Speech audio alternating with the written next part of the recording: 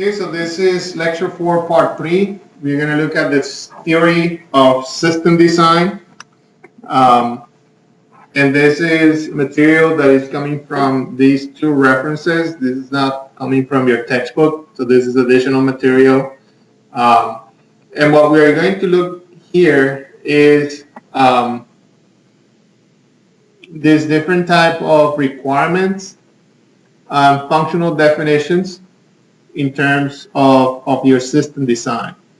So first we're going to look at the system design versus the system analysis. Then we're going to look at the system design requirements, which are going to be used to build a functional system design, and a buildable system design, an implementable system design, and finally the system test requirements. So the system design versus system analysis. Systems engineering takes the responsibility to ensure that the system satisfies all its requirements through its life cycle. Okay, so we have talked about requirements now for a bit. System design, to design a system is to develop a model on the basis of which a real system can be built, developed, or deployed that will satisfy all the requirements. The system design is created. The concept of system design is usually applied to a system to be created, one that has not existed before, or one that is to replace an existing system. The concept of system analysis is similar to that of system design. System analysis is to analyze a system, is to develop a model by means of which a real system will be managed, controlled, augmented, evaluated, or modified in order to satisfy all the requirements.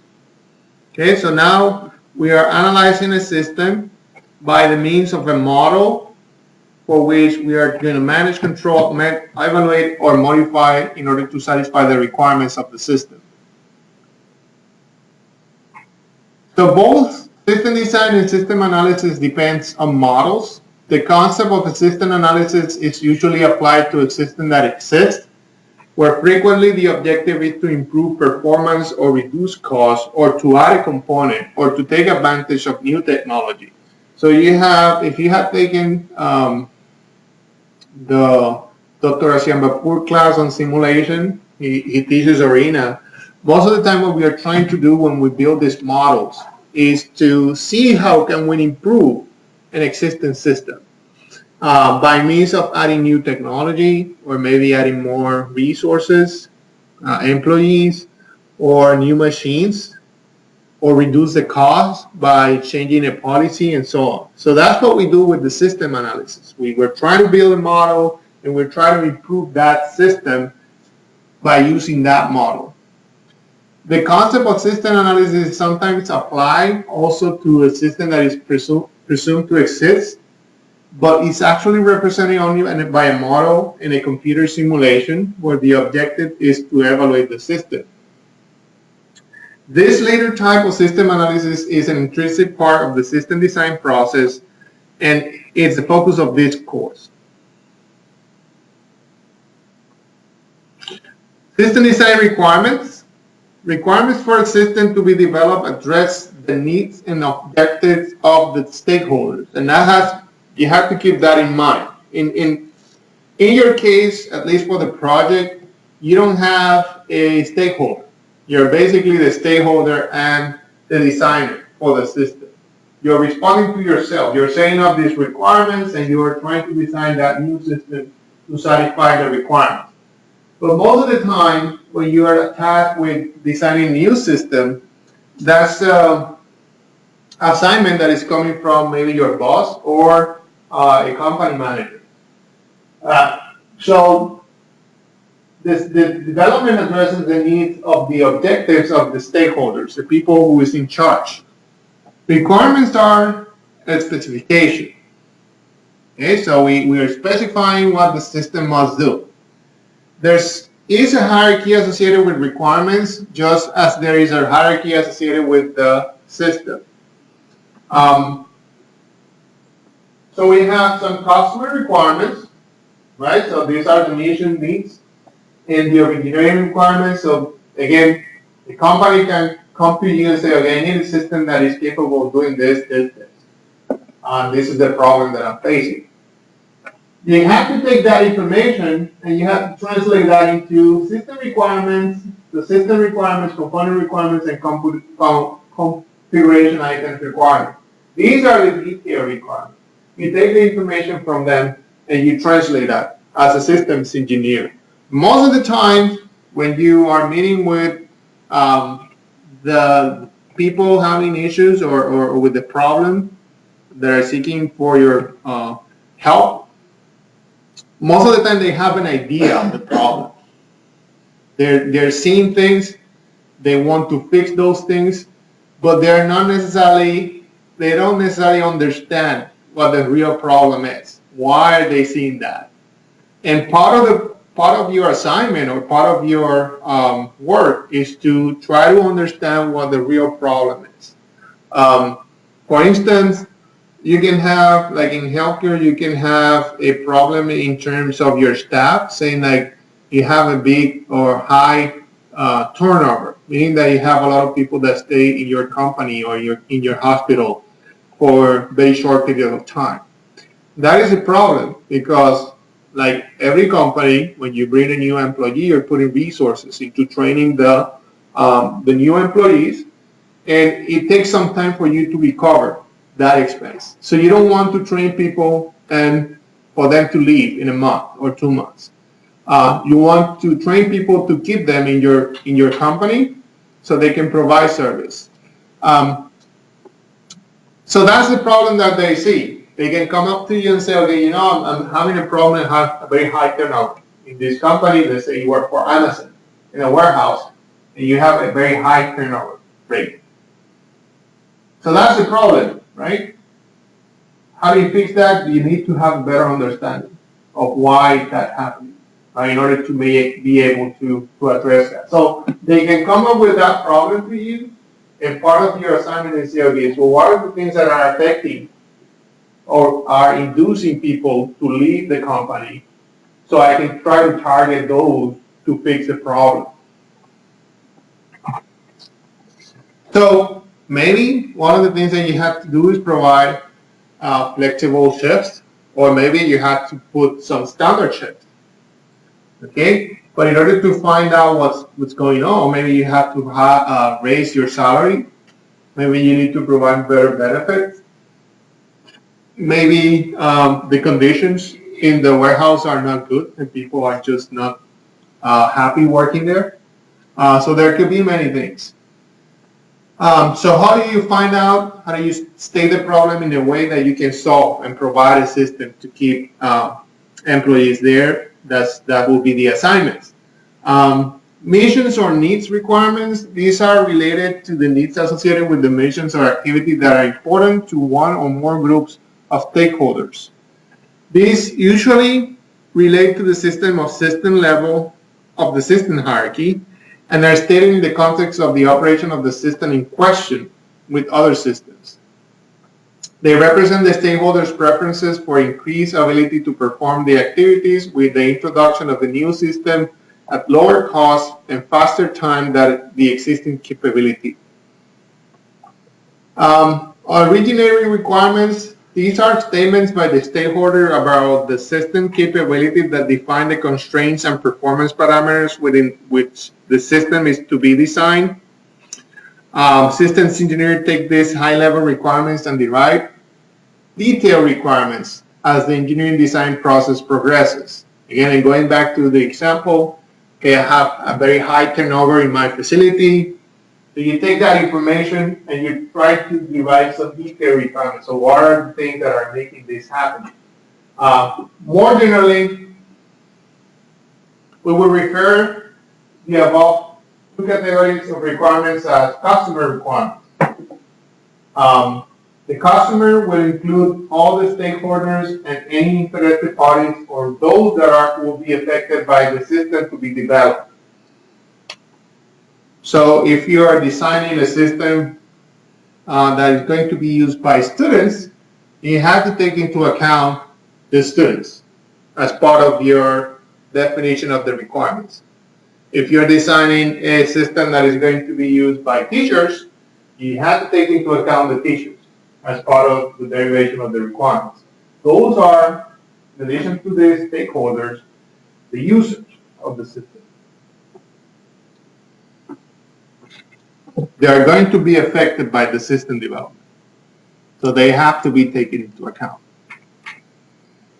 Detailed requirements will include the system requirements, subsystem requirements, component requirements, and configuration item requirements. The requirements have to be documented at every major organization has established its own guidelines for system documentation and names of requirement documents that are produced in the system development process. So these are most of the companies that are dealing with system development, they will have their own templates that you need to follow, right, in order to document all these things. The system engineers start restating the customer requirements and deriving requirements in engineering terms, called system design requirements or system requirements, simply system requirements. It is important that the requirements in all documents address what and how well the system must perform certain functions. Requirements are a specification that does not provide solutions, but rather define the problem to be solved. Okay, so when you state a requirement, make sure that you are not stating the solution. Like, for instance, I'm going to use a hybrid engine to reduce the mileage of my car by this much. That is not the right way of stating the requirements. You're already proposing a solution within the requirement. Okay, so you want to be sure that you don't provide a solution, but rather define the problem to be solved. So we will consider the following 6 categories of system requirements. First, input-output requirements, technology requirements, performance requirements, cost requirements, trade-off requirements, and system test requirements. The statement of the system design problem consists of explicit definition of these 6 requirements. Collectively, these requirements are called the system design requirements. And mathematically, we can express them as a set. So the system design requirements are these 6. Okay, so you need to know this. Okay, you need to know what are the different type of system design requirements. You need to know how to name the name of them and also what they are. I'm telling you this. I can ask you this in the exam. This is very important. So input-output requirements, technology requirements, performance requirements, cost requirements, trade-off requirements, and system test requirements. So what are the input-output requirements?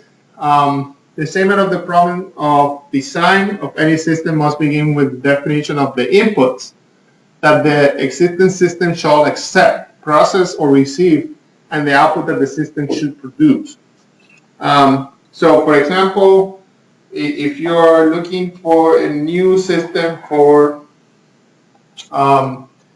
getting rid of some type of waste, like one of the projects. So what is the input for that system? What is the type of waste that you're going to be managing? And what will be the output? Are you going to have a this much being stored, or you're going to be somehow eliminating that waste using a process of how much of that waste will be eliminated, and so on. So you need to identify what will be the input and output for your system. The input-output requirements for a system to be designed consists of the specification of the length of the operational life of the system to be designed, the set of inputs to be accepted by the system. So waste, are you going to be accepting some, do you need some other materials in order to carry this waste or to clean this waste? Do you need water? Do you need any type of chemicals, and so on? The input trajectories or histories, which in my experience, so maybe you need some type of flow chart. Say, okay, the waste come in, then we have some chemical, then we have another process, then we have another process, and so on. The set of output produced by the system to be designed, and the set of output trajectories that are possible. So there might be multiple trajectories, and based on that, you might have different type of waste, or you might have different type of output for your system.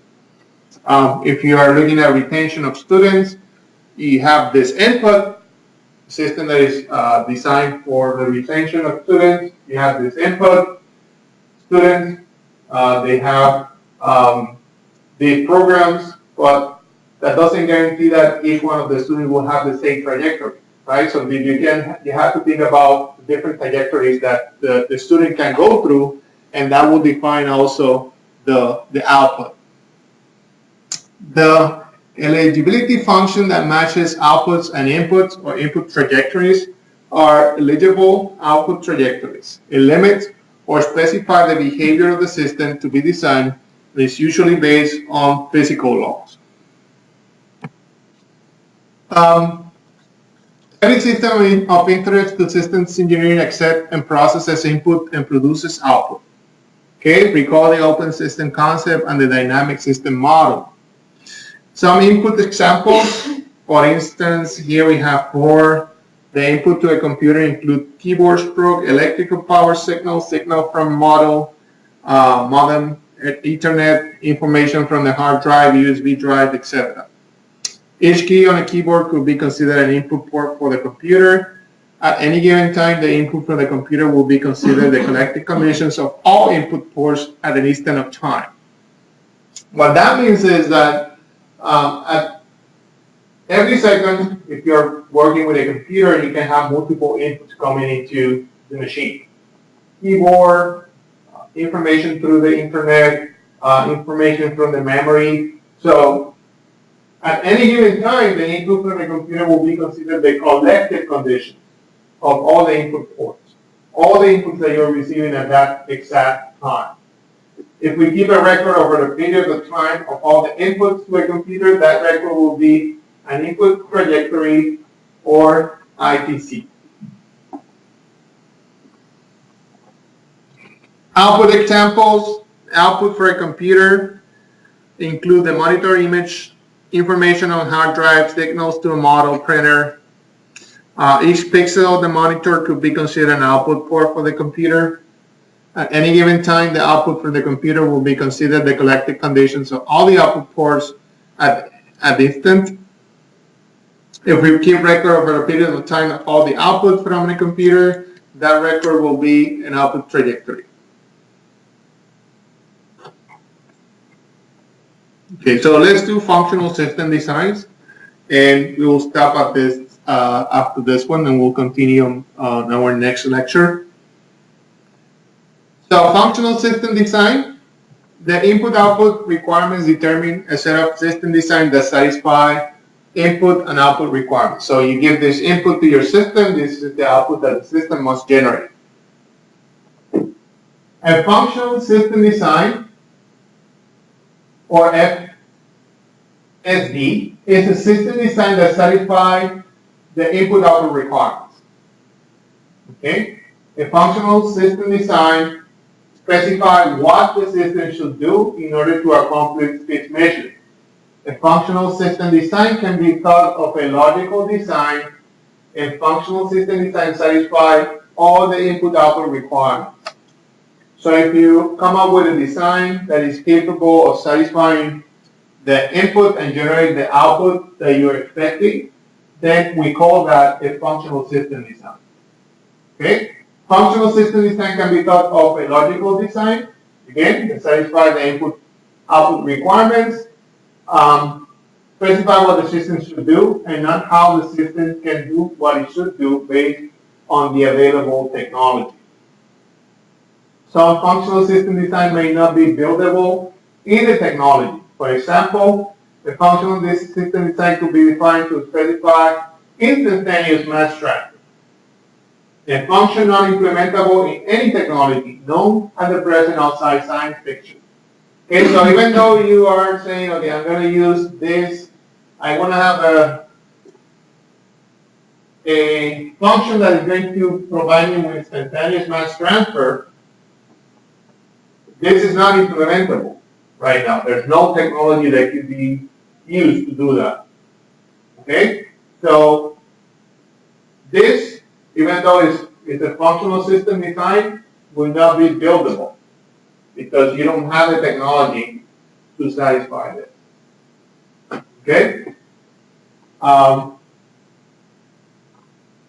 So let's stop here and we'll continue with technology requirements in our next lecture. I want to use, let me stop the video.